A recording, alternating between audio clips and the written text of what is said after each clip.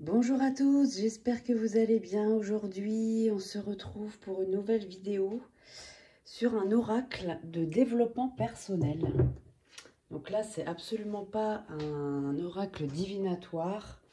On est vraiment dans du développement personnel pur. C'est un oracle que j'ai vu sur la chaîne de Romilou, que je remercie vraiment parce que je trouve que c'est un outil mais génial, vraiment pour si vous avez des blessures émotionnelles, il est vraiment super. Donc je la remercie parce que c'est grâce à elle que je l'ai connue. Voilà, alors, guérir de ses blessures émotionnelles, d'Anna Sandrea. Les illustrations sont d'Alicia Ray Sandrea. En fait, les illustrations sont de sa fille. Donc c'est un oracle familial, donc voilà, on sent qu'il y a eu du cœur mis dans cet oracle. Donc il y a 77 cartes pour les reconnaître et s'en libérer. Voilà, donc c'est édité chez Très Daniel. Donc c'est un oracle qui est sorti il y a déjà un petit moment, il y a quelques années. Voilà, mais je pense qu'on peut encore, enfin on le trouve encore partout. Voilà, donc le coffret, vous voyez, blanc épuré, magnifique. Alors, on nous dit colère, tristesse, mal-être. Il arrive parfois que des émotions négatives nous envahissent sans que l'on comprenne pourquoi. Ces sentiments sont les conséquences de nos blessures d'enfance. Rejet, abandon, humiliation, trahison ou injustice pour les 5 principales.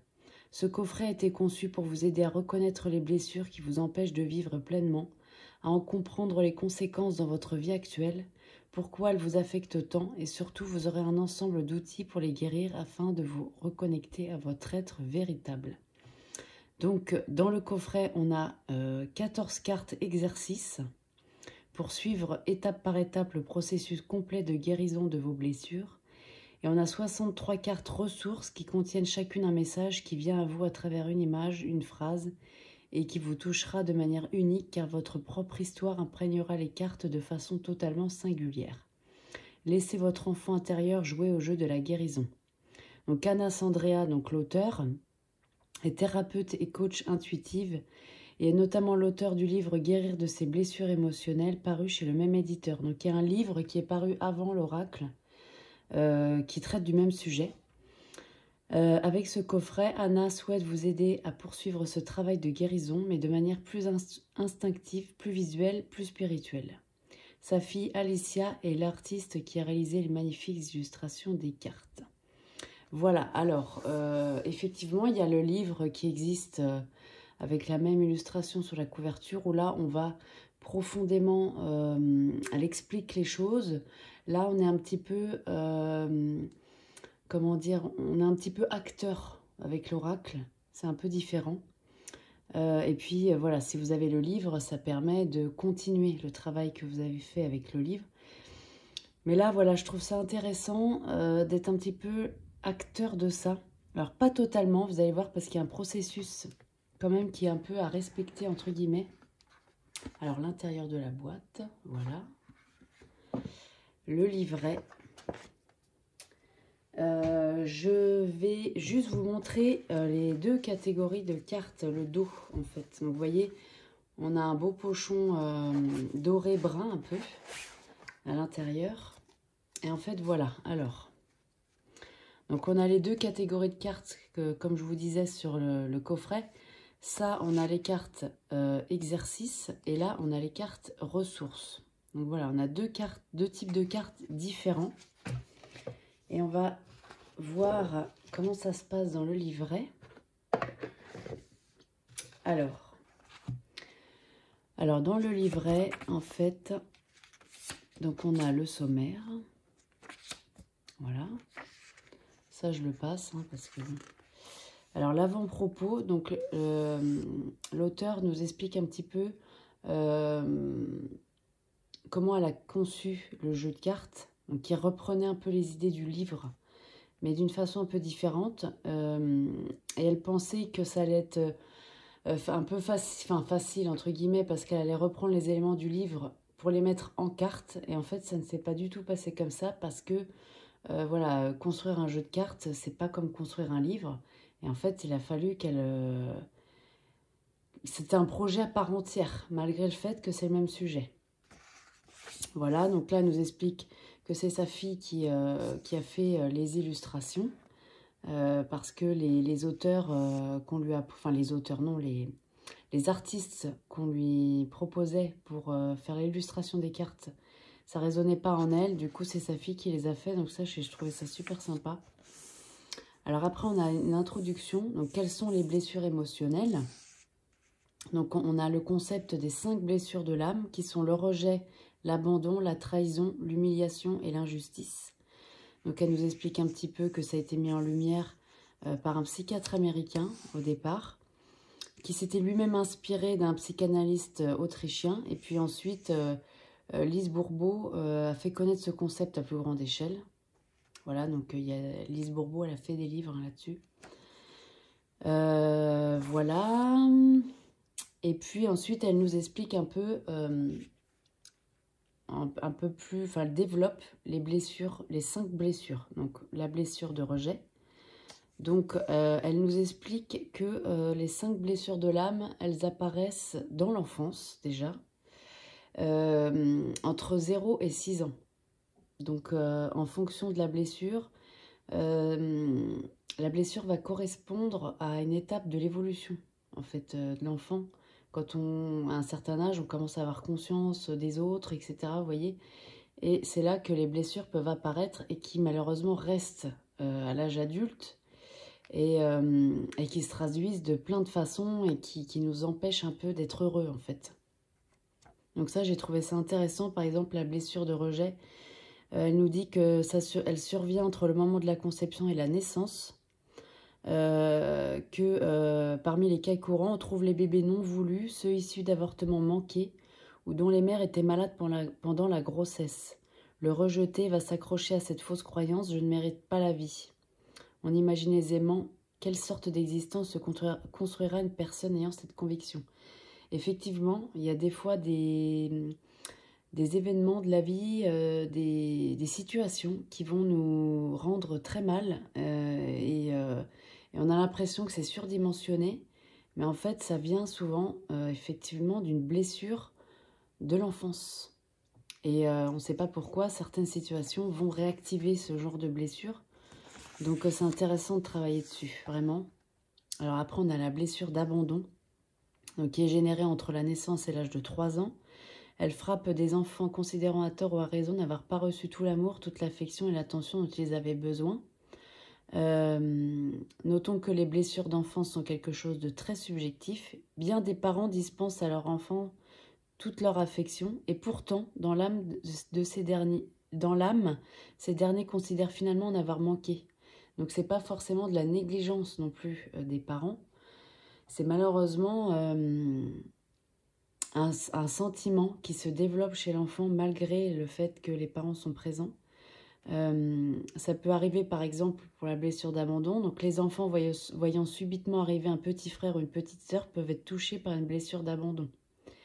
Tout comme les enfants ayant été séparés de leur mère dans les 24 premières heures suivant leur naissance, comme cela arrive hélas encore trop régulièrement dans les maternités. Surtout, je ne sais pas si ça arrive encore, mais il y a plusieurs dizaines d'années, ça arrivait. Et effectivement, c'est quelque chose qui reste à l'âge adulte et qu'il faut absolument essayer de travailler parce que la blessure d'abandon, on va développer, il y a un sujet sur la chaîne de Romilou là-dessus, sur la dépendance affective. Voilà, on va peut-être développer cette dépendance affective où ça va se traduire par d'autres choses. Mais en tout cas, la peur d'être abandonné, la peur d'être quitté, voilà, ça va devenir... et voilà, c'est-à-dire que ça va prendre beaucoup de place dans la vie de la personne. Et malheureusement, ça peut gâcher la vie aussi, quoi. Après, on a la blessure d'humiliation. Donc là, elle nous dit qu'elle apparaît entre 6 mois et 3 ans. C'est-à-dire lorsque les fonctions de l'enfant pour l'amener à plus d'autonomie apparaissent. Donc là, c'est encore une autre étape, enfin comment dire. Ça apparaît à partir de 6 mois quand vraiment l'enfant commence à se développer quand même un peu plus, qui commence à vouloir marcher seul, à manger seul, à marcher, etc. En fait, il prend conscience de ne pas faire qu'un avec sa mère, avec qui il était jusque-là en fusion. Et donc là, la blessure commence lorsque dans ce parcours vers l'autonomie, l'enfant, son corps ou une de ses fonctions n'ont pas été respectés. Donc là, on peut...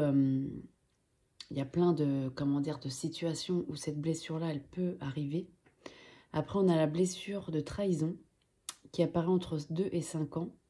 L'étape où se développe le complexe d'Oedipe. À ce moment, l'enfant a une grande confiance en ses parents et il s'estime parfois trahi à l'arrivée d'un petit frère lors d'abus sexuels ou d'actes de violence. Une promesse importante à ses yeux non tenue peut aussi générer ce type de blessure. Donc là, on a quand même des situations plus ou moins graves, mais qui vont traduire une blessure de trahison. Et puis après, on a la blessure d'injustice. Elle se crée entre 4 et 6 ans et touche les enfants qui considèrent à tort ou à raison qu'on ne les a pas laissés être eux-mêmes. À la naissance d'un petit frère, on leur a par exemple demandé de faire moins de bruit, de prendre moins de place qu'auparavant, d'être un exemple, de prendre trop de responsabilités. En résumé, trop peu de place a été laissée à leur individualité pour s'exprimer. Donc effectivement, c'est une blessure qui... effectivement, elle donne un exemple. Hein. Elle dit, on en croise parfois dans les parcs de jeux, leur enfant est en train de s'amuser et soudain, il demande quelque chose ou se met à pleurer et ses parents répondent quelque chose comme si tu n'arrêtes pas de pleurer, on s'en va. Adultes, ces enfants risquent fortement d'avoir des problèmes avec le plaisir, lequel est au cœur de leur blessure. Donc effectivement, c'est des choses qu'en tant que parent, on ne se rend pas compte du tout. Mais le problème, c'est quand on est enfant, on ne raisonne pas de la même façon et malheureusement, ça crée des blessures. Voilà, donc ce jeu est là, enfin c'est pas un oracle habituel parce qu'on est vraiment sur du développement personnel, vous allez voir. Mais il est là pour nous aider. Donc justement, elle nous dit comment ce jeu va-t-il m'aider? Dans ce jeu, vous trouverez 2 types de cartes que voici. Donc il y a les 14 cartes exercices qui sont, je vous montre en même temps, qui sont les cartes avec ce dos-là vert. Elles contiennent les différentes étapes du processus de guérison. Donc en fait là, ce ne sont pas des cartes, en tout cas c'est ce que l'auteur préconise, ce ne sont pas des cartes qu'on tire au hasard, celles-là. Celles-ci, elles sont numérotées de 1 à 14 et ça comporte 14 exercices à faire en suivant le processus. Voilà, donc on va voir un petit peu plus loin comment est fait ce processus. Sachant que, au départ, il vaut mieux faire le processus dans l'ordre. Il y a 14 étapes.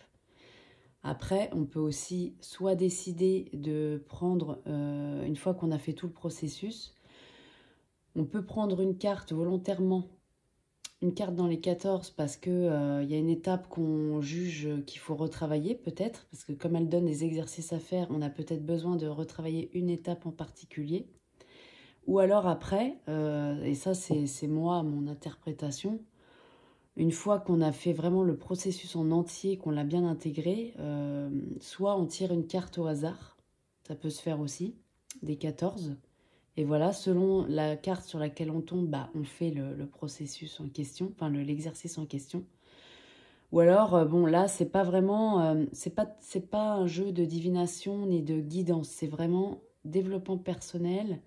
Même si les cartes ressources ressemblent un peu, enfin pourraient faire guidance aussi, mais c'est vrai que là, ces cartes-là en particulier, il vaut mieux les prendre dans l'ordre ou alors aller piocher soi-même une carte qui nous propose un exercice qu'on juge avoir besoin de faire. L'intérêt de la carte, c'est que on peut la laisser en évidence pour nous rappeler que voilà, faut peut-être travailler ça aujourd'hui, faut se remettre à travailler ça parce que effectivement, ce sont des tirages qui demandent beaucoup de temps et beaucoup d'implication. Donc, qui demandent un raisonnement, qui demandent un cheminement personnel qui est quand même assez profond. Voilà, donc ces cartes-là, c'est pas tellement au hasard, c'est dans l'ordre. Ou alors, si, voilà, on peut aussi tirer au hasard si on veut faire un exercice en particulier. Enfin, pas en particulier, justement. Si on veut faire un exercice, voilà, aujourd'hui, j'ai envie de faire un exercice, je le prends au hasard. Bon. Ça, après, c'est très personnel, hein. Mais en tout cas, l'auteur préconise de faire une carte après une carte dans l'ordre. Voilà. Donc ça, c'est les cartes exercices. Donc ces cartes vont vous permettront de vous remémorer régulièrement les étapes de guérison. Vous pouvez faire les exercices proposés sur ces cartes à votre guise selon votre envie du jour. Donc là, c'est on regarde tous les exercices, toutes les cartes, on se dit voilà, moi aujourd'hui j'ai envie de faire ça. C'est possible. Mais ma suggestion néanmoins, surtout si vous utilisez ce jeu pour la première fois, est de faire le processus dans l'ordre et de travailler le temps nécessaire avec une carte. Donc là, on prend les cartes de 1 à 14, une à la fois, dans le processus qu'elle propose. Le travail des blessures et le travail d'une vie. Ne tombez pas dans le piège de dire j'ai déjà travaillé mes émotions ou mes besoins. Vous aurez besoin de connecter et exprimer vos émotions et vos besoins régulièrement et pour toujours. C'est vrai que ce genre de blessure, c'est tellement profond que c'est pas... effectivement, en faisant un petit tirage comme ça d'un quart d'heure que tout va être résolu, absolument pas. C'est pour ça que ce jeu est intéressant, ça nous permet de revenir dessus de façon ludique, de façon peut-être plus claire qu'avec un livre. Des fois, on a tendance à lire et on se souvient plus de ce qu'on a lu la veille, ça arrive. Là, ça nous permet de revenir dessus comme on veut. Donc voilà, si vous avez travaillé sur une blessure et que vous sentez qu'elle est apaisée, voire libérée, réjouissez-vous. Et en même temps, sachez que ce jeu vous attend pour de nouvelles aventures de libération dans les prochains mois ou les prochaines années. Puisqu'effectivement, c'est un travail très très très long et qui demande, oui, c'est un travail d'une vie en fait, hein. Mais grâce à ce genre d'outils, on peut quand même réussir à apaiser les choses et à comprendre pourquoi on réagit comme ça, essayer peut-être de rectifier certaines réactions. Donc elle dit aussi de temps à autre, c'est un exercice spécifique que vous aurez besoin de faire et non pas tout le processus. C'est là qu'on prend volontairement une carte dans le jeu, je vais vous montrer juste après, et on décide de faire cet exercice-là en particulier. Voilà, et puis ensuite elle nous dit qu'on a les 63 cartes ressources. Donc là, ce sont ces cartes-là, cartes violette, rose, bleu, un peu, voilà. Et là, par contre, ce sont des cartes qui vont venir appuyer les exercices. Par exemple, vous êtes à la première étape du processus, donc la première carte verte. Là, vous allez pouvoir mélanger ce jeu-là, enfin cette partie-là, et tirer une carte au hasard. Et cette carte va venir vous donner une piste de réflexion ou appuyer l'exercice de la carte en question. Voilà. En tout cas, moi, c'est comme ça que je l'ai compris.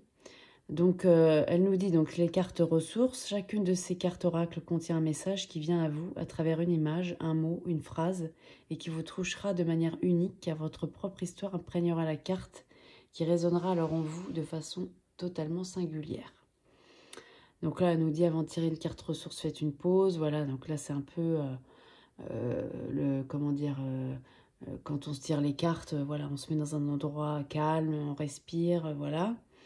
Elle nous dit lisez la carte et demandez-vous comment celle-ci parle de vous. Comment pouvez-vous vous approprier ce qui est écrit? Certaines cartes contiennent des questions pour vous aider à approfondir vos prises de conscience. Donc là, ça va venir approfondir peut-être le travail de cette carte-là. Ce sont des phrases qui vous aident à accueillir, à intégrer l'énergie de ce que vous avez lu. C'est une manière de convoquer le pouvoir en vous, suggéré dans la carte. Si le message vous parle, répétez-le comme un mantra afin d'attirer vers vous les qualités que vous aimeriez intégrer. Voilà. Alors après, en ce qui concerne les cartes, on n'a pas d'illustration, de représentation de la carte dans ce jeu. on a uniquement les interprétations, enfin les explications. Donc là, la partie 1, les exercices pour comprendre, les cartes exercices pour comprendre et guérir ses blessures. Donc là, c'est 14 cartes vertes. On a l'étape numéro 1, qui est utiliser le pouvoir de l'intention.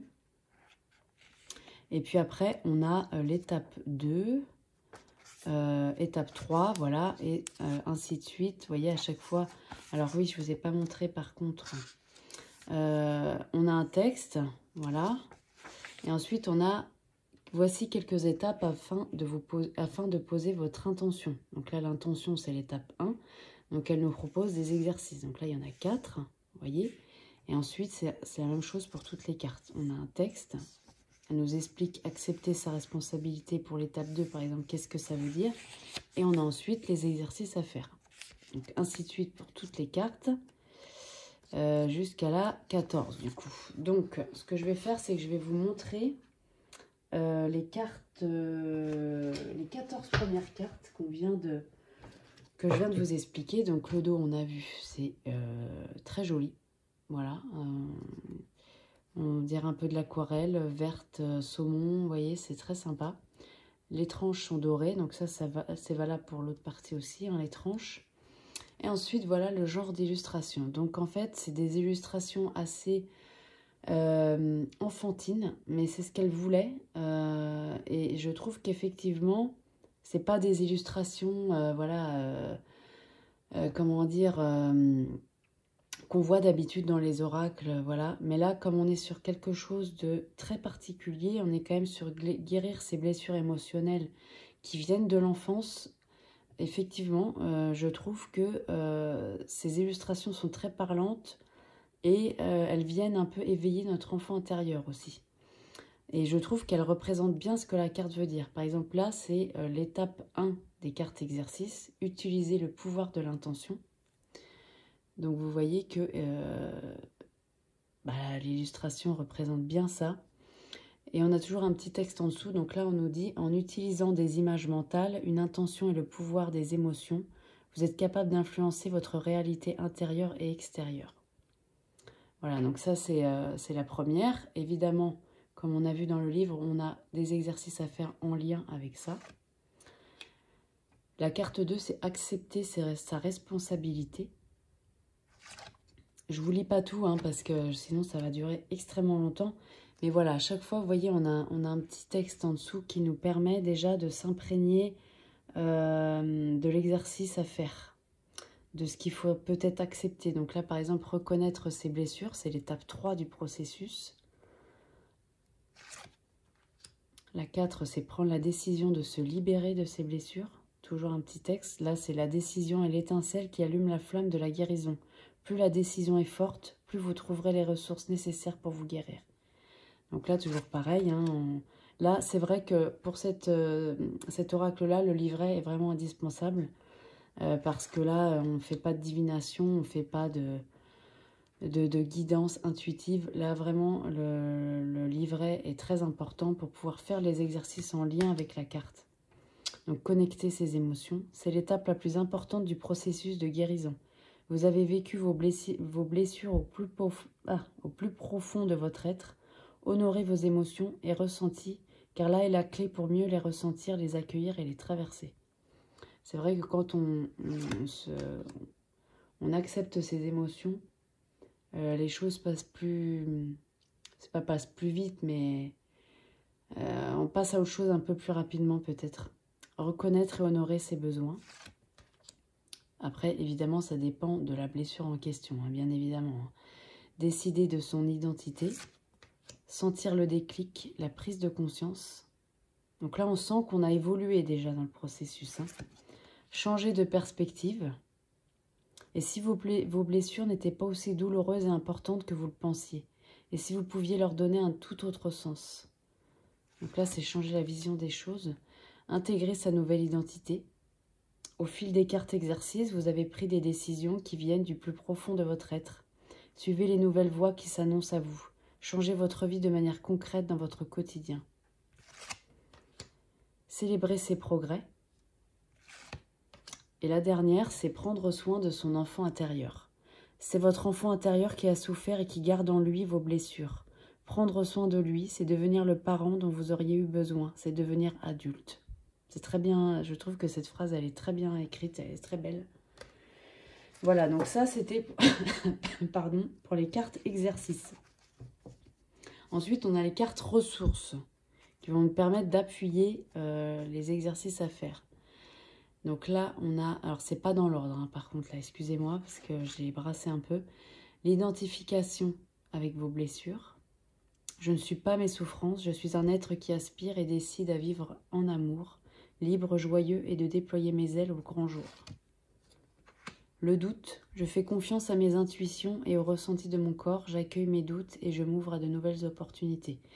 Pareil, là, hein, comme on a vu, je ne vous ai pas montré dans le livret pour cette série de cartes-là, par contre, c'est vrai. Donc là, on est sur la partie 2.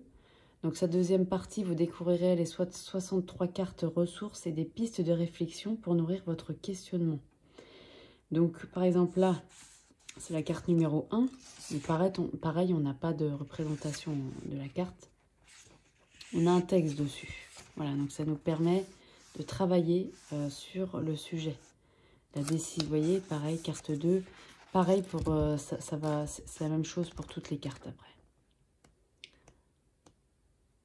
Par exemple, là, si on fait celle qu'on vient de... C'est juste pour que vous ayez une idée de ce qu'on nous dit dans le livret. Par exemple, là, le doute. Donc, c'était celle-ci. Hein. Je fais confiance à mes intuitions et au ressenti de mon corps. J'accueille mes doutes et je m'ouvre à de nouvelles opportunités. Donc, je vais peut-être pas tout vous lire, mais si vous voulez faire une capture d'écran, c'est le moment. Mais je vais vous en lire un peu.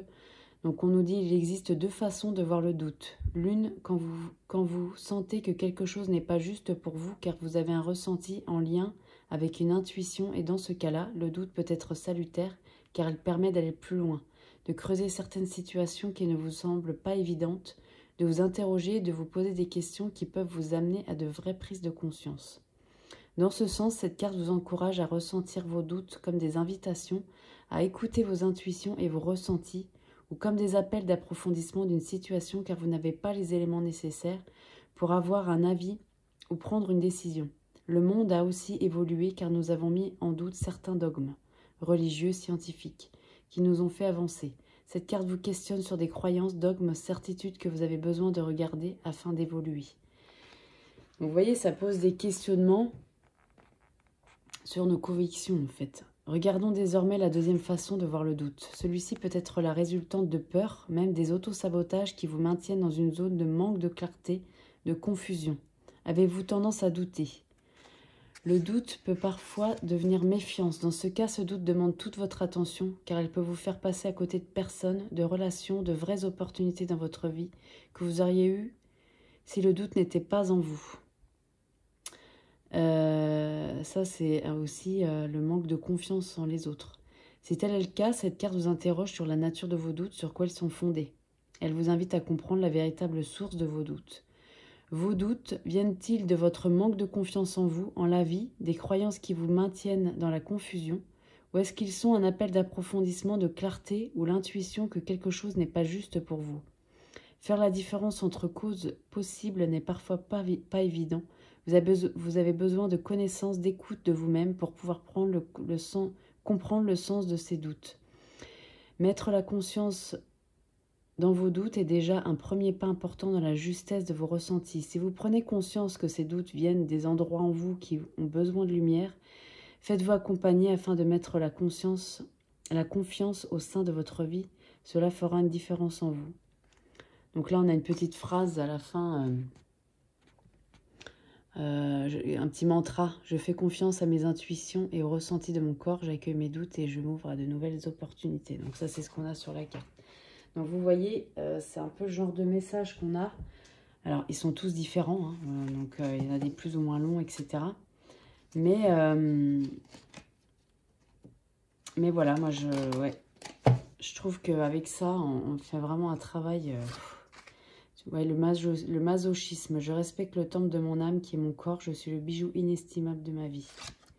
L'abondance. Vous êtes innocent. J'ai toujours fait de mon mieux. De mon mieux, j'honore et je cultive l'innocence en moi. Le désespoir, je suis au bout d'un système, je le traverse avec la certitude que je suis déjà qui j'aimerais être.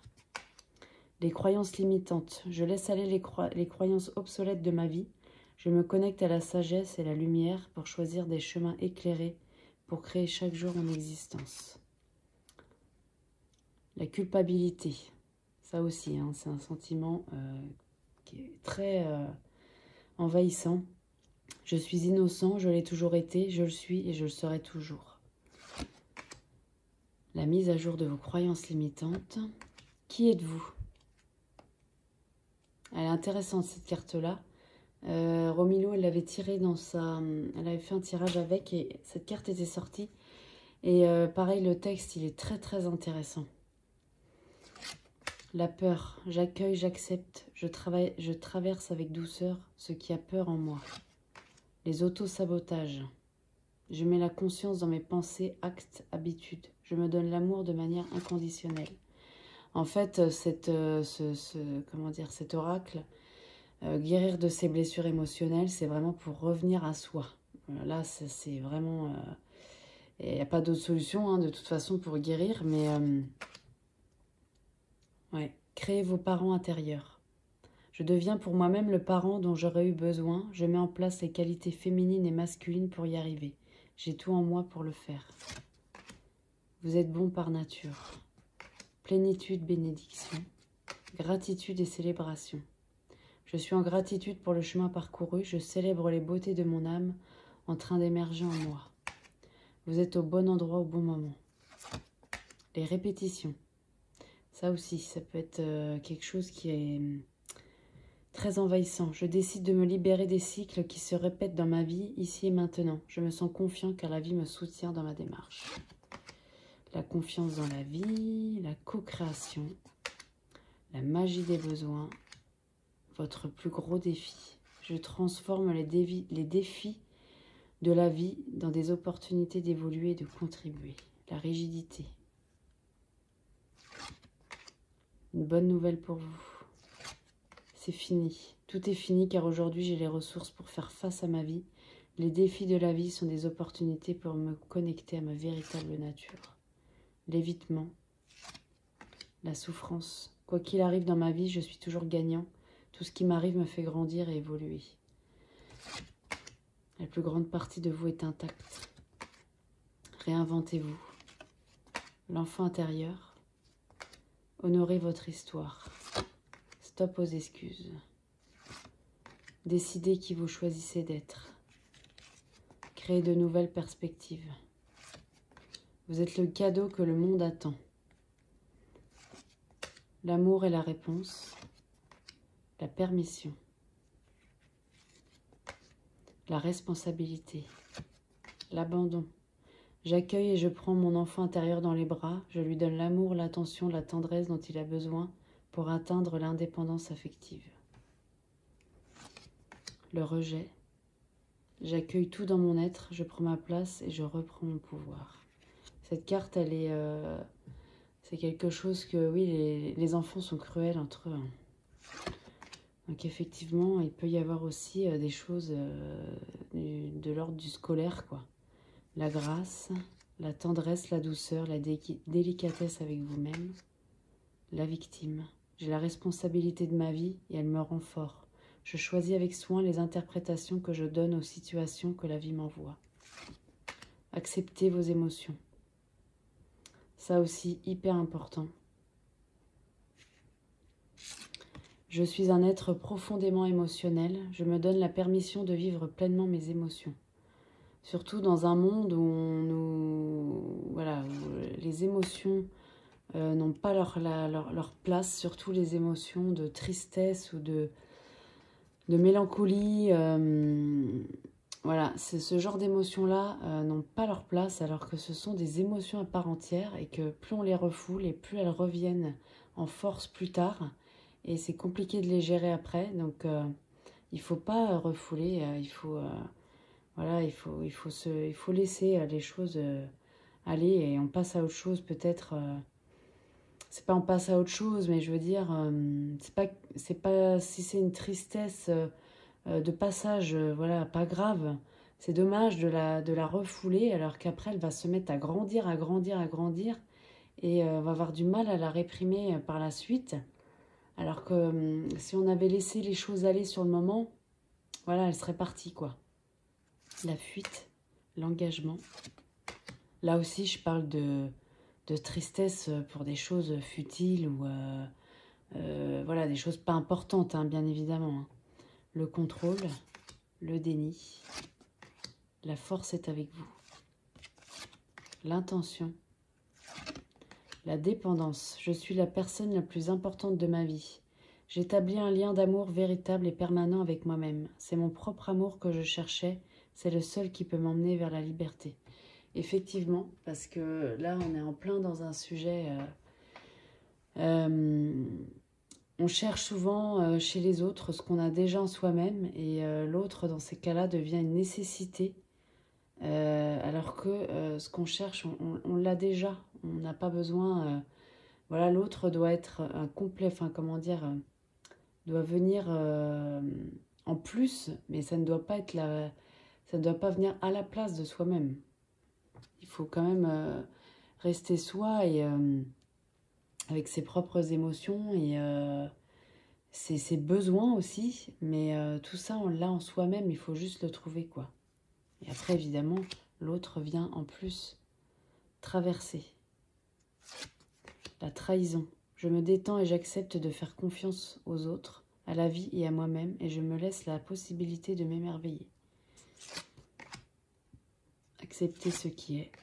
L'indécision. L'injustice. Je prends la décision d'aller de l'avant, de retrouver mon moi véritable. Je peux le faire avec confiance car l'univers est avec moi. L'humiliation.